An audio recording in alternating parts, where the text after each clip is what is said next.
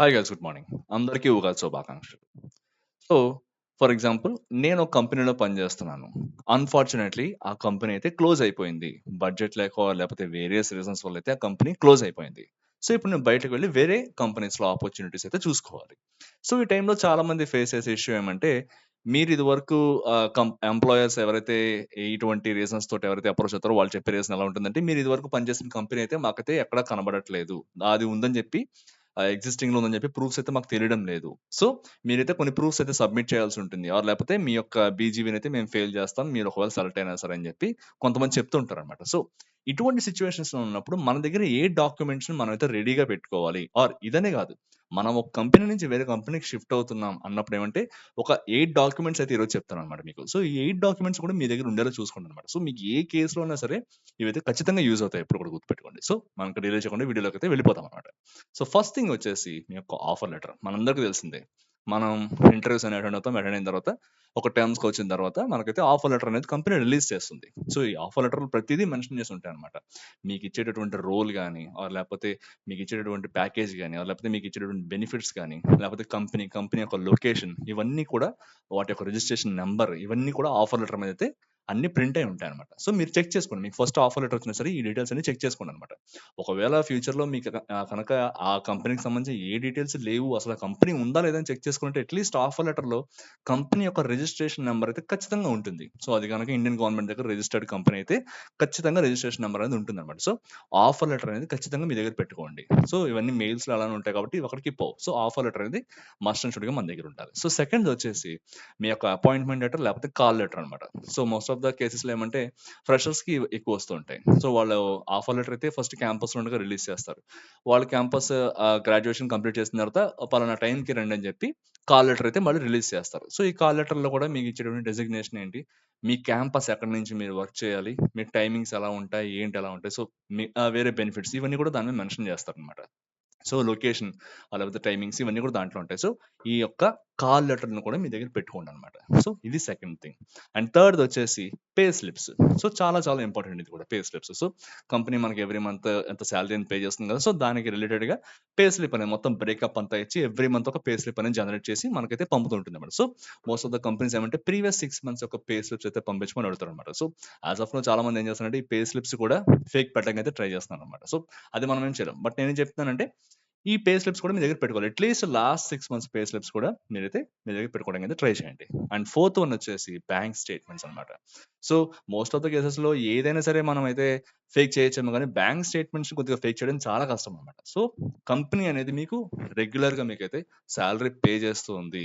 మీరిచ్చిన అకౌంట్‌కి మీకైతే పే చేసింది ఇంత అమౌంట్ అని చెప్పి ఒక ప్రూఫ్ అనేది మీకు ఖచ్చితంగా ఇది యూజ్ అవుతుందన్నమాట. ఒకవేళ మీరు ఇదివరకు పనిచేసిన కంపెనీ అనేది ఇప్పుడు ఎగ్జిస్టెన్స్‌లో లేకపోయినా సరే మీరైతే ఎంప్లాయర్‌కి చూపించొచ్చు. మీ ఫ్యూచర్ ఎంప్లాయర్‌కి. చూడండి ఇదిగోండి నాది ఇది సాలరీ అకౌంట్ నేను వాళ్ళకిచ్చింది. సో, ఈ అకౌంట్‌కైతే వాళ్ళు నాకు ఎవ్రీ మంత్ అయితే సాలరీ వేసేవాళ్ళని చెప్పి మీరైతే ఆ పర్టిక్యులర్ నంబర్స్ అన్నీ ఉంటాయి కదా! దాని మీద ఎక్కడి నుంచి వచ్చింది ఆ రిఫరెన్స్ ఐడీ మొత్తం ఆ ట్రాన్సాక్షన్ ఐడీ ఇవన్నీ ఉంటాయి కదా! సో, వాటి ద్వారా కూడా వాళ్ళైతే బ్యాక్‌గ్రౌండ్ వెరిఫికేషన్ చేసుకుంటారన్నమాట. ఇది కూడా యూజ్ అవుతుంది. సో, బ్యాంక్ స్టేట్మెంట్స్ కూడా మీ దగ్గర రెడీగా అవైలబుల్‌గా పెట్టుకోండన్నమాట అప్లై చేసేటప్పుడు. అండ్ తర్వాత వచ్చేసి టాక్స్ డాక్యుమెంట్స్ అన్నమాట. సో, ఈ టాక్స్ డాక్యుమెంట్స్ ఒక్కటి చాలు అసలు మనం కరెక్ట్‌గా వెళ్తున్నామా లేదా? అప్రోచ్ అవుతున్నామా లేదా? అని చెప్పి చెప్పేయడమనమాట. సో, ఇందులో చాలా ఉంటాయి. పీఎఫ్ అకౌంట్ స్టేట్మెంట్స్ ఉంటాయి. ఫార్మ్ 16 ఉంటుంది. అలానే మన యొక్క ఈపీఎఫ్ఓ వెబ్‌సైట్ క్రెడెన్షియల్స్ ఇవన్నీ కూడా ఉంటాయన్నమాట. So, most of the times ఇవన్నీ ఫేక్ చేయడం చాలా కష్టం ఇవన్నీ కూడా. ఇంక ఇవి కూడా ఫేక్ చేస్తున్నారంటే ఇంక నేనేం చెప్పలేననమాట. సో, ఖచ్చితంగా ఇవైతే ఉండేలా చూసుకోండన్నమాట. ఒకవేళ మీ ఎంప్లాయర్ కనుక మీకు పీఎఫ్ ప్రొవైడ్ చేస్తున్నారు. మీ సాలరీ నుంచి మీకు మీ సాలరీ నుంచి పీఎఫ్ కట్ చేస్తున్నారు. At the same time employer side నుంచి కూడా పీఎఫ్ అయితే యాడ్ చేస్తానంటే మీకు ఖచ్చితంగా చాలా బెనిఫిట్ ఉంటుందన్నమాట. సో, ఈ డాక్యుమెంట్స్ అన్ని కూడా రెడీగా పెట్టుకోండి. మీకు టాక్స్ సంబంధించిన స్టేట్మెంట్స్ ఉంటాయి. అట్ ద సేమ్ టైమ్ మనకి ఎలా అంటే టాక్స్ రిటర్న్స్ ఉంటాయి. ఇన్‌కమ్ టాక్స్ రిటర్న్స్ ఉంటాయి. ఒకవేళ మీరు గనుక ఎక్సెస్ కట్టారంటే ఇన్‌కమ్ టాక్స్ రిటర్న్స్ స్టేట్మెంట్స్ ఉంటాయి. ఫార్మ్ 16 ఉంటుంది. అలానే మీ పీఎఫ్ డాక్యుమెంట్స్ ఇవన్నీ ఉంటాయి కదా! ఇవన్నీ కూడా మీ దగ్గర పెట్టుకోండన్నమాట. సో, ఇవన్నీ కూడా మీరు చూపించొచ్చన్నమాట ఎంప్లాయర్‌కి. వాళ్ళు లేరు బట్ నా దగ్గర ఈ డాక్యుమెంట్స్ ఉన్నాయని చెప్పి మీరైతే ఇవి చూపించొచ్చన్నమాట. సో, ఇది చాలా పొటెన్షియల్ ప్రూఫ్స్ అన్నమాట ఇవన్నీ కూడా. ఖచ్చితంగా అయితే మీకైతే యూజ్ అవుతాయి. అండ్ నెక్స్ట్ వచ్చేసి ఎక్స్‌పీరియన్స్ సర్టిఫికేట్ అన్నమాట. ఎక్స్‌పీరియన్స్ సర్టిఫికేట్ అనేది చాలా చాలా ఇంపార్టెంట్ ఎప్పుడు కూడా. ఎక్స్‌పీరియన్స్ సర్టిఫికేట్ గాని, లేకపోతే రిలీవింగ్ లెటర్ గాని, ఆ పర్టిక్యులర్ కంపెనీ నుంచి ఒకవేళ వాళ్ళు వెళ్ళిపోతున్నారు. ఆ కంపెనీ అనేది క్లోజ్ అవబోతుందని చెప్పి మీకు ముందుగానే తెలుస్తుందంటే వాళ్ళు రిక్వెస్ట్ చేయండి. నాకైతే ఎక్స్‌పీరియన్స్ లెటర్, రిలీవింగ్ లెటర్ ఏమైనా ఇచ్చారంటే నాకు ఫ్యూచర్‌లో జాబ్ వెతుక్కోవడానికి అయితే నాకు యూజ్‌ఫుల్‌గా ఉంటుందని చెప్పి మీరు కంపెనీని రిక్వెస్ట్ చేసి వాళ్ళ దగ్గర ఇవన్నీ తీసుకోవడానికి అయితే ట్రై చేయండి. ఆర్ మీరు ఏదైనా వేరే జాబ్‌కి అప్లై చేస్తున్నారు, బయట వేరే వాటికి ఎంఎన్‌సీస్‌కైనా చూస్తున్నారంటే ఖచ్చితంగా ఎక్స్‌పీరియన్స్ లెటర్ అనేది అడుగుతారనమాట వాళ్ళు. సో, ఎక్స్‌పీరియన్స్ లెటర్ గాని, రిలీవింగ్ లెటర్ గాని ఇవి కూడా మీ దగ్గర అయితే కంపల్సరీ ఉండాలనమాట. సో, నెక్స్ట్ వచ్చేసి కరస్పాండెన్స్ అని చెప్పి కొన్ని ఉంటాయన్నమాట. అంటే ఏమంటే మన ఈమెయిల్ కమ్యూనికేషన్స్ కొన్ని అవుతాయి కదా కంపెనీ లోపల. సో, ఏదన్నా బిల్స్ మీరేమన్నా సబ్మిట్ చేస్తే వాటికొచ్చిన రిప్లై మెయిల్స్ కానీ, ఆర్ లేపోతే సంథింగ్ ఏమైనా కొన్ని లెటర్స్ ఉంటాయి. ఎస్పెషల్లీ ఎలా ఉంటాయంటే మీ యొక్క ఎంప్లాయ్‌మెంట్ స్టేటస్ కానీ, లేపోతే మీకు ఏమైనా బెనిఫిట్స్ ఏమైనా ఇచ్చారంటే, వాళ్ళు ఏమైనా ఇన్స్యూరెన్స్ అలాంటి బెనిఫిట్స్ ఏమైనా ఇచ్చారంటే, త్రూ ఈమెయిల్ కమ్యూనికేషన్ ద్వారా కొన్ని లెటర్స్ అయితే వాళ్ళు పంపుతూ ఉంటారనమాట. సో, వీటిని కరస్పాండెన్స్ అంటారనమాట. సో, ఈ కరస్పాండెన్స్ లెటర్స్ కూడా మీ దగ్గర ఏమైనా ఉన్నాయంటే అవి కూడా గ్యాదర్ చేసి పెట్టుకోండి. ఇవి కూడా చాలా పొటెన్షియల్‌గా మీకైతే మంచి ప్రూఫ్ కింద అయితే యూజ్ అవుతాయన్నమాట. అండ్ లాస్ట్ థింగ్ వచ్చేసి ఇది మనం పెట్టిన ఒకవేళ ఒక వర్స్ట్ కేస్ సిట్యుయేషన్‌లో అయితే వాళ్ళు కన్సిడర్ చేయొచ్చు, చేయకపోవచ్చు అన్నమాట. రిఫరెన్సెస్ అన్నమాట ఇవి. సో, రిఫరెన్సెస్ మనం కావాలనుకుంటే 100 పెట్టుకోవచ్చు రిఫరెన్సెస్. ఎప్పుడు బట్ ఈ పైన మన దగ్గర ఇంక ఏవి లేవు. నా దగ్గర ఎటువంటి డాక్యుమెంట్స్ లేవు నా దగ్గర. పీఎఫ్ డాక్యుమెంట్స్ లేవు, ఆఫర్ లెటర్ లేవు. అసలు నా దగ్గర బ్యాంక్ స్టేట్మెంట్స్ ఏవి రాండమ్‌గా ఉన్నాయి మొత్తం అంతా కూడా. ఒక చిన్న కంపెనీ వాటెవర్ ఇట్ ఈస్. నా దగ్గర అసలు ఏ డాక్యుమెంట్స్ లేవు. నా దగ్గర జస్ట్ ఏముందంటే ఆ కంపెనీ యొక్క మేనేజర్, నేను ఎవరి కిందైతే పనిచేస్తానో ఆ మేనేజర్, లేకపోతే ఆ కంపెనీ యొక్క ఫౌండర్ అతని యొక్క రిఫరెన్స్ లెటర్ మాత్రమే నా దగ్గర ఉంది. ఇదే మీ లాస్ట్ ఆప్షన్ అన్నమాట. సో, పైవి ఇంకేవి లేవు అన్నప్పుడు మాత్రమే ఈ రిఫరెన్సెస్ మీద అయితే మీరు డిపెండ్ అవ్వండి. సో, ఈ రిఫరెన్సెస్ మీద కూడా కొన్ని కొన్ని సార్లు వర్క్ అవ్వచ్చు, వర్కౌట్ అవ్వకపోవచ్చు అన్నమాట. But most of the time ఏమంటే వర్కౌట్ అవుతుంది. మీరైతే ట్రై చేయండి అన్నమాట. సో, అట్‌లీస్ట్ ఒక రిఫరెన్స్ డాక్యుమెంట్ మీ యొక్క ప్రీవియస్ మేనేజర్ నుంచి, లేకపోతే ఎంప్లాయీ దగ్గర నుంచి తెచ్చుకోవడానికి అయితే ట్రై చేయండి. సో, ఈ డాక్యుమెంట్స్ అయితే అట్‌లీస్ట్ మీ దగ్గర ఉండడానికి అయితే ఫస్ట్ ట్రై చేయండి. ఎందుకంటే చాలా మంది చాలా రకాలుగా మోసపోతున్నారనమాట. సో, ఒక కంపెనీలో జాయిన్ అవుతారు. వాడేమో సడెన్‌గా బోర్డ్ తిప్పేస్తాడు. బయట వేరే ఆపర్చునిటీ వెతుక్కోవాలంటే ఖచ్చితంగా బ్యాక్‌గ్రౌండ్ వెరిఫికేషన్‌లో ఏవో ఒక డాక్యుమెంట్స్ అడుగుతారనమాట. ప్రూఫ్ అడుగుతారు. మీ ప్రూఫ్ ఏంటి? ప్రూఫ్ ఏంటి? మీరు ఫేక్ పెట్టట్లేదని చెప్పి ప్రూఫ్ ఏంటి అని చెప్పి. ఖచ్చితంగా ఏదో ఒక డాక్యుమెంట్ అయితే మీ దగ్గర ఉండేలా చూసుకోండనమాట. సో, ఒకవేళ మీకు ముందుగానే తెలుస్తోంది ఈ కంపెనీ క్లోజ్ అవ్వబోతుంది. ఈ కంపెనీ యొక్క ప్రాసెస్ బాలేదు.